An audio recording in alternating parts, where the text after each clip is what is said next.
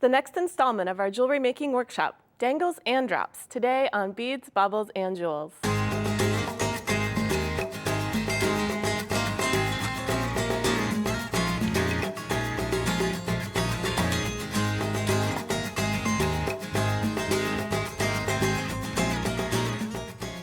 Beads, Baubles, and Jewels has been brought to you in part by Beading Daily, your jewelry making resource for how-to projects, books, magazines, DVDs, events, and online learning. BeadingDaily.com. Beadalon, a manufacturer of flexible bead stringing wires, memory wire, artistic wire, stringing materials, innovative findings, and tools to help you fashion your own jewelry. Beadalon.com. Dreamtime Creations, an online supplier of crystals, findings, and jewelry making supplies since 1989. DreamtimeCreations.com. Halcraft, jewelry component manufacturer. Halcraft.com.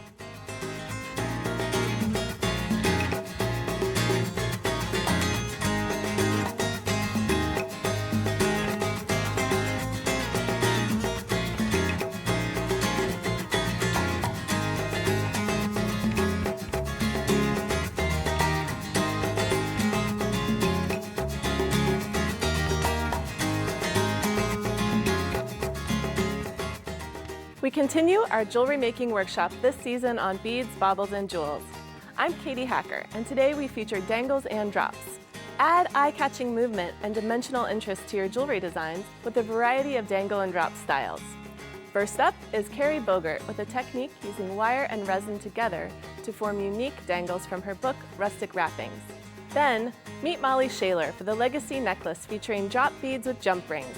Next, it's today's workshop lesson in making basic but beautiful dangles and drops. We end up with a return visit from Melinda Barta and unique dangles from seed beads and caps from Mastering Peyote Stitch. Let's meet Kerry.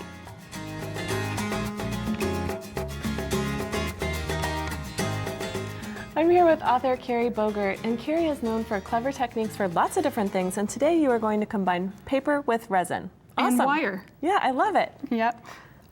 So I'm going to show you how I make some wire frames, add some resined paper, and then you can use them in all different ways. Yes, and the earrings and the necklace that you brought are just gorgeous. Oh, fun. Thank you. Thank you. So to begin, you can really use any kind of wire. I'm just using some bare copper today. But this would be fun with colored wires. You can do it with sterling. You can do it with brass. Really, anything will work. Okay, so, and what gauge do you recommend? These are going to be earrings. So you don't want anything too heavy. 20 gauge is going to work just fine, okay. Or 18 gauge at the most. Anything larger might start to get heavy on your ears. Okay. So really, when it comes to the frames that you can make, sky is the limit, any shape you can imagine. Since they are for earrings and you kind of want to maybe have them turn out the same, I like to bend both pieces of wire at the same time. That's a great idea. Yeah, isn't it fun? So just with a pair of chain nose pliers, I like to leave an end because I'm going to wrap. Essentially we're making a loop and we're just shaping the loop. So we're going to have to wrap it closed like we do a wrapped loop. So you need some bare wire, and then you just start bending. So you just make kind of zigzag shapes if you want to make a sunburst, or you could make sort of a star. Yep, all sorts of things. You can make puzzle pieces, you can make triangles, you can make squares, you can make circles. You just start bending. So once you get your shape built, I have one already formed here, kind of a little squiggle. I use my chain nose pliers to hold both pieces together. Let me get just the right grip here. And then you're going to take that tail that I had us leave in the beginning, and you wrap it closed. Oh, okay. So like you're closing a wrapped loop. The short end. Yep, that short end, that end I had you leave in the beginning. Got it. That's the 1-inch piece. Yep. Perfect. And you could use a jig if you wanted to make this perfect every time, or set up your pattern ahead of time. Yep. Then you're just going to want to trim the excess wire with some flush cutters. And now, since we want to add resin paper to this, we really need, the frame can't keep the round wire shape. We need to flatten it out. So with bench block and chasing hammer, you're just going to want to get that nice and flat. Work it all the way around. Okay, and that's work hardening it too. It is. Really stiffens the wire up and it's not going to bend on you. Here's a star that I have all ready to go. Great. And now's the time you need to decide, do you want to keep a bright and shiny piece of wire, or do you want to oxidize it and age it and give it more of an antique look? Yeah, so that's what you did here. So this is made from the same copper wire, but Yep. with a patina. Yep, this one's just been dipped in some liver of sulfur to age it. Okay. So now it's time to get started working with the resin. You've got your frame, and mix up your resin. It's a 2-part epoxy. You mix equal parts. So I use about 2 tablespoons of each, and with a disposable cup and just a popsicle stick to stir it. So you're going to want to take just a chunk of sponge and dip it in the resin, and you're going to want to brush resin on both sides of the paper. Okay. And you're working on a plastic bag because then you can just throw that away. Exactly. You don't want to get resin on your work surface. All right. Or your beading boards or anything no. like that. So while the paper is still wet, it'll kind of look like this. Very shiny. You see how it's kind of translucent. This is actually dried, but it's important. You want to still work. You want to be working with it while it's still wet. So you'll take your frame, you'll dip it in the resin so it's kind of wet, and then you'll take a piece of the paper. You can just rip it away, and you're going to set it on the frame and leave it to dry. Okay, and do you just leave that on the plastic bag too? Yep. It depends. Sometimes I have to do like a little Propping it up. propping. Yeah. Sometimes the wire, depending on how it curves, will want to pop a little bit and it won't Yeah. stay down. So sometimes I will set things up, like I'll use a bench block, have it set like that, and then I can add the piece of paper and it adheres all the way around. So gravity work for you there too. Yeah, depending on what type of resin you're using, you want to follow the directions on how long it needs to cure. So I usually set up my resin pour and do my papers and then walk away, come back to it the next day. Okay. So this is what it'll look like when it's done. The resined paper is stuck onto the wire frame, and you just need to take some scissors and trim away the excess. Pretty simple. I like to try to catch words inside. So you might do a little planning about where you Yeah. put which piece you tear out or Yep. where it's placed on the frame. Yep. Sometimes it works, sometimes it doesn't. It's But- very literary. I love the text. This is great for a book club gift. Oh, it would be. It's fun. You definitely can personalize it. So And you then- trim all the way around, yep. And then to make it ready for earrings, just trim your wire with some round nose pliers, form a simple loop. Oh, and then you can attach it to your ear wire. You're ready to go. It's ready to go. Let's take a quick look at this other variation because these are so pretty and very colorful. And you use tissue paper for this. Same technique, tissue paper, and you can actually layer different colors to get even more colors. Oh, that's a really great idea. Thank you so much. So clever. Oh, thanks. And we'll be right back.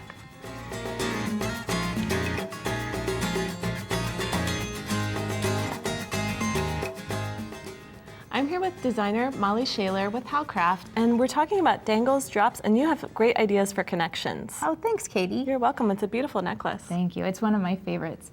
I think I like it because it has a lot of different connecting points, and we have a couple different strands of kind of rosary links going on in it.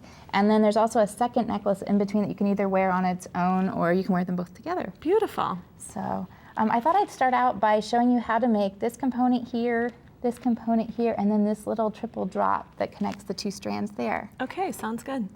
So I'll start with the first one at the top. I'll start at the top and go down. I've got this other setup here to kind of show you where we are within the necklace. This first drop here is interesting in that it has two holes, one here and one there, and they go through onto the other side. And I've just made these little links out of tiny little silver bicones here, and we're going to connect those to the links or the holes on the two-hole link. So you could put an eye pin straight through this, but I kind of like the closeness of the bead, so I just connect these links straight to the two-hole component. And I'm going to do the same on both of them. So you just used an eye pin with your bicone bead? Mm-hmm. Yep, you just make a simple loop. You could do wrapped loops, but wrapped loops take up a little more space, and because this wire is pretty sturdy, and also because I like the kind of cozy beads close together that with less wire look, I chose to just do simple loops. Yeah, and I love that slider that you picked too. It's so pretty with the stone already set in it. Yeah, it makes things easy, but then this makes it a little bit personalizable because you're making your own little components to connect everything together. Sure. And then at this point, this is where I kind of slide this jump ring through the loops carefully. On both eye pins? On both eye pins. And then I'm also going to slide the back part of the necklace onto that. Okay. Or actually, it would, yeah, the back part of the necklace onto that. So, carefully close that jump ring. Yeah, that is a tricky thing about jump rings. Yep, so this is this back part. And then as we follow along here, we see the next part. It's these great kind of cloudy, shiny little pieces. And they also have 2 holes in them. All right. And so I'm gonna make this component right here. So we're gonna turn this kind of into a linked loop. Great. A loop link. And so I love the idea of using beads to make your own components. it makes your jewelry stand out from others, just strong jewelry. Definitely. And so these are really nice. The shape of them works really well to just use your fingers to bend those back. Clip it off. And make a little simple loop again. Okay. And you're gonna do the same thing with a second eye pin so that you have this right here. Okay. Now you're gonna do a similar thing. There's just a lot of connecting in this piece, but we're gonna connect to these loops. So we're gonna take another set of little bicones, and right now we're working on this drop off to the side. Okay, so this piece right here. Mm-hmm. This is great because it adds a lot of movement, and it is simple connections. And I always tell students that, you just need to learn this arsenal of very basic techniques, and then you can layer them together in all these different ways.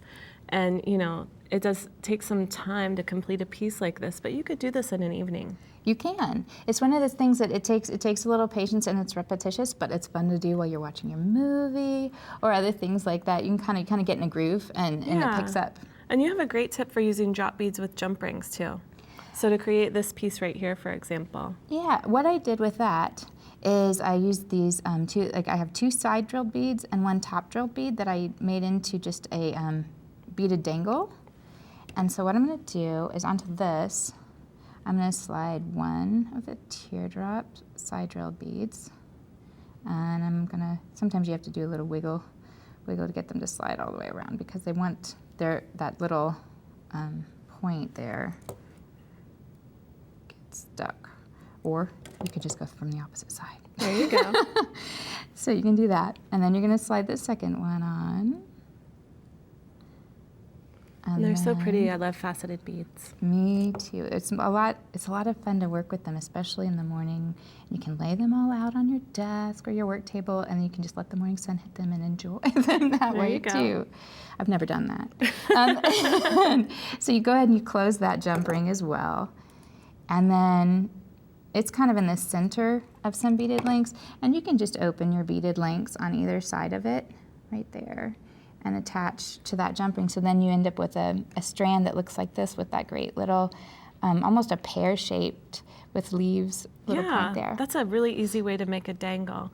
Yeah. And I love the pendant that you chose. And it looks like you just used a jump ring connection there, but you also created this piece, same as before, right? Yep, the repetition really helps even to draw the 2 pieces together, as well as to keep the one piece cohesive. So if you find something that works, you can use it over and over again in a piece to make it just bigger, because you like having a little bit of layered effect, and then also to just bring it all together. Yeah, and also, bringing this more solid chain, I guess it's a delicate look, but it has the repetition like you mentioned. That really helps the other parts stand out too, because you're kind of creating a subtle backdrop. Yeah, these little, kind of like the scalloped edge, it's a frame almost for these special components you've done. Right. So yeah, and it just adds that sparkle, and it gives it a little more width on your neck, which is nice too. Definitely. So can we just take a look at the necklaces and some of the components you made? Yep. This one shows a slightly different variation on this kind of little pear drop that I had explained earlier. And this uses 3 of the side drilled beads. So if you don't want to have the larger top drilled bead in the middle, you can just use 3 of the side drilled beads on the jump ring, just the same. And then it also up here has a similar slider, but instead of being sideways and connecting 2 strands, it's just a single slider that connects 1 strand. And then once again, you see this repeated the like sparkling cloud along with its little dangles and a slightly different pendant. It's nice that these components match so well together. Let's take a look at the other variation. Okay. That's a beautiful idea and a lot less wire work, right? It is. This is one that I made with a similar idea that's all just strands of flexible beading wire. Okay, well thank you so much. You're welcome. We'll be right back.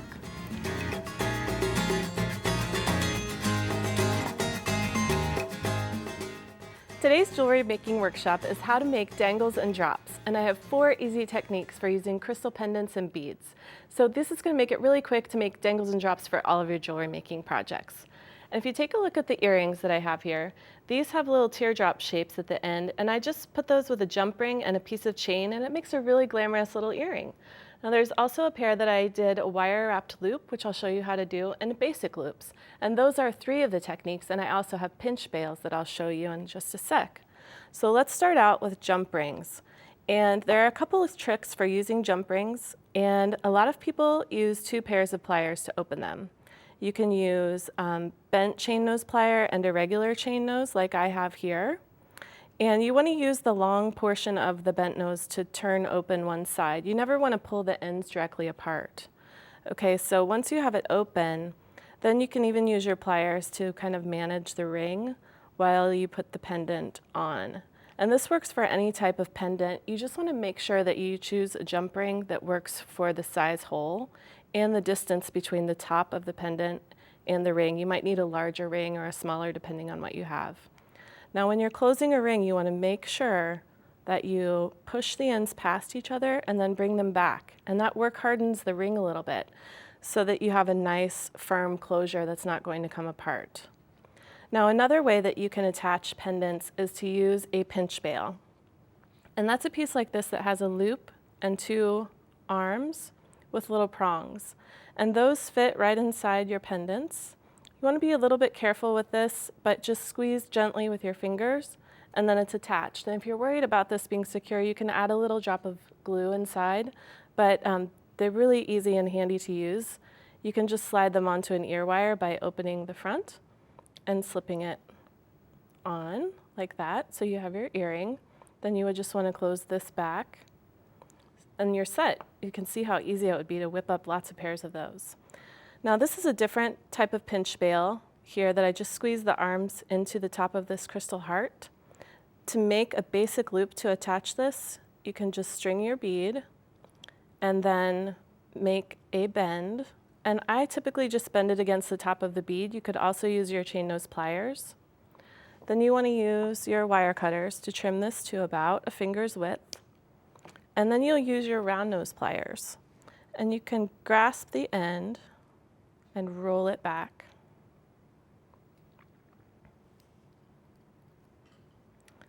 And as you roll it back, then you just make sure that it's nice and secure.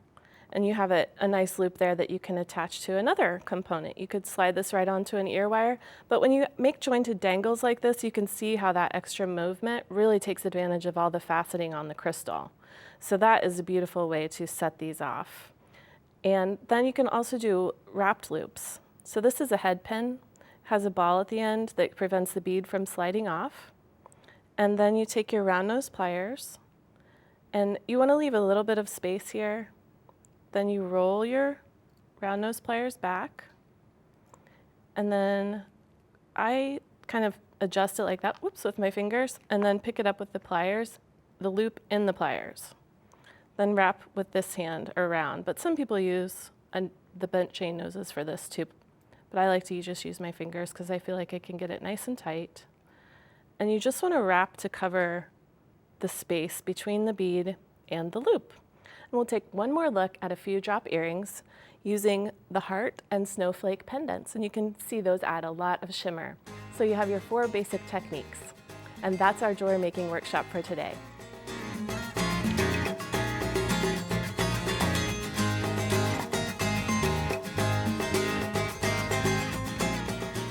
I'm here with beadwork editor Melinda Barta, and she's also an author. I think we're going to start calling you the queen of peyote stitch. That works for All me. right, good. So today this bracelet is beautiful, and you're going to show us how to make caps for our beads. Yes, the seed bead caps can be incorporated into many designs. This piece, which I'm going to show you today, is a great example of how these small tubular peyote caps can be integrated into strung designs. I love it. It really gives a touch of intricacy to any piece. Yes. All right, so how do we get started? Okay, to get started, we're going to string 10 beads, and those 10 beads make up round 1. And then for round 2, I've worked 2 size 11 beads in between every size 8 bead of round 1. So for the samples that I showed you, I used size 11 and size 15 beads, but for demonstration, I'm going to use size 8s and size 11s. All right, and so you just want to make sure that you have the 2 sizes. Yes, whatever you want, they are. Yeah, one right. bead that's slightly larger than the other. Okay. So let me show you a couple stitches of round 3. I'm going to pick up 2 size 11s and pass through the 2 size 11s of the previous round, and treating those 2 beads of round 2 as if they were 1 bead. So here's one more stitch, and you would continue all the way around, and with tubular peyote stitch, remember to always step up through the first beads strung of that round. Right. And so for these samples, I work them with very loose tension so that you can see the pattern as it develops. But if you work with tight tension, you'll see the cap begin to form and curl up. So here round 4 is shown in these green beads. And here I worked 2 size 8s Would in you every consider stitch. this 2-drop? Yes, you could. Okay. Yeah, exactly. All But right, now, this next round, we're going to be using 3 beads. So you could Okay, almost so you say could- 3 3 drop. drop. Right. And is this all the changing between sizes is really so that you're starting to form it and make that structure? Exactly. All right. And we have this intricate diagram here that we'll have on our website too for people who want to give this a try. It'll make it really easy for them. Correct. So here I've worked 2 stitches, and here I have 3 beads In between. each So stitch. basically you just want to make sure that you're filling that space too. Exactly. Exactly. All right. And you can see this one is starting to coil up a little bit. Right. And so after the round I just showed you, I'm going to work one more round that also has 3 beads in each stitch. And you can see now if I pull on the thread to make the tension a little tighter, you'll see it's starting to cup. Yeah. So would you just work this as long as you want it to cover the top of your bead? You could definitely make it much longer. But you'll see if we add a little picot edging, it's going to really add a lot of flair to the cap. So you can definitely play around, but most of the time the flare from the picots makes the cap quite large. All right. And so if you'd like to add a picot, string 3 beads, pass through the last bead exited, and it'll add a nice little Cute. decorative touch. Now when you're ready to finish that up, do you just go back around the circle to Yep. finish your thread? Yes. Yeah. Okay. All right, and then when you want to make the dangle, Here I have a head pin, and I've strung an accent bead. This is a nice stone, and you can see as the cap slides down over it, the fringe of the picots just nicely covers the tip. And then I just added an accent bead at the top because I also added picots along the top edge. So you can embellish as you like. sure. And then to form our wrap loop, I'm going to hold the wire at the very top of that small accent bead, fold the wire down to create a right angle. Now I take my round nose pliers, and I'm going to wrap the wire over the top, and at the same time use the pliers to help me kind of create that curve. Finish by pulling the wire end around, hold the top, and at this point, if you wanted to attach it to another piece, say of chain or another dangle, you could attach that ring to a second one. But here I was going to string it on like the first project sample I showed you. And you can even do a double wrap loop if you want to work down and then back up. That makes the wrap even thicker. And then just trim the tail and you have your dangle. Cute. What a great way to work this in. And you also brought some samples of a clasp. Yes, here's a nice example of a clasp cover. It's actually made with right angle weave, but these are barrel clasps with head pins and really strong wire wrapped loops. And it's just a decorative way to Nice, cover it makes those. it fit right in. And on this one, you used this technique as an end cap here over Yes. the last bead. Yeah, and it helped really integrate the design with the look of all of these caps. And these are made with a combination of peyote and herringbone. Okay, and what about the necklace right here? That's the same peyote combination with herringbone. And the sample over here to the far right, that shows how you can just really take your caps to the next level. Like you mentioned, you could keep working rounds and rounds to make them as large as you want. And that just shows how they can make really great pendants. And what about on the earrings here? This is really sweet little way of, I'm assuming these match the necklace? Yes. Looks really good. Yeah. Yeah, these are great. Thank you so much, Melinda. Thank you. Yeah, and thank you for watching. Join us next time as we feature designs you can make today and wear tonight. We'll see you then. Instructions for today's projects, plus other ideas, techniques, and tutorials are available on the web at beadsbaublesandjewels.com. This is Show 1802. If you enjoyed today's show and want to see more projects and great guests, download individual episodes for $2.99 each or order a complete DVD set of the entire Beads, Baubles and Jewels Series 1800 for $29.95 plus shipping and handling at beadsbaublesandjewels.com. Don't miss a single episode. Beads, Baubles and Jewels has been brought to you in part by Beading Daily, your jewelry making resource for how-to projects, books, magazines, DVDs, events, and online learning. BeadingDaily.com. Beadalon, a manufacturer of flexible bead stringing wires, memory wire, artistic wire, stringing materials, innovative findings, and tools to help you fashion your own jewelry. Beadalon.com. Dreamtime Creations, an online supplier of crystals, findings, and jewelry making supplies since 1989. Dreamtimecreations.com. Halcraft, jewelry component manufacturer. Halcraft.com.